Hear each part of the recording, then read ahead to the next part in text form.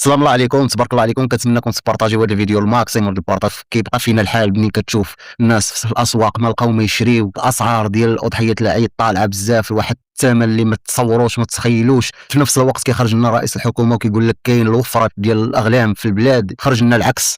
البارح انا مشيت للسوق، ما نكذبش عليكم الاخوان، قسما بالله الا بقى غير الانسان كيدور اضاحي والله ما بقاو بالله، وبواحد الثمن خيالي. كنتحسروا على داك الناس اللي ما عندهمش مساكن باش يعيدوا، وكتلقاهم في السوق وكاين اللي جايب مثلا مسكين 1500 درهم ولا 2000 درهم ولا حتى 2500 درهم وما كيلقى ما يشري. على عقولي انايا كنت كنمشي مع الوالد ديالي للسوق، شنو نقول لك، 40000 كانت كتجيب لك راس السوق، راه والله ما تقد تململو.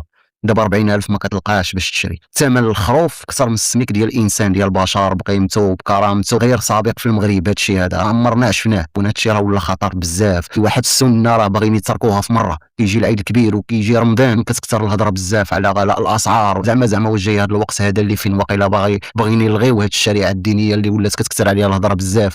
اللهم ان هذا منكر، الانسان يخرج ب 2000 درهم و1500 درهم وما يلقى ما يشري. نتمنى ان الرساله توصل للمسؤولين، توصل الرساله لجلاله الملك ويدير شي حل. خصنا شي حل هذا الشيء هذا، راه غلاء بزاف. اضحيه العيد اكثر من السميك ديال المواطن المغربي، راه هذه مهزاله. وانو سمحوا لي راني طولت عليكم بزاف، تبارك الله عليكم، وعواشركم مبروكه جميعا وجميع المسلمين في اي بقعه ارضيه كانوا خارج المغرب وداخل المغرب، وتبارك الله عليكم.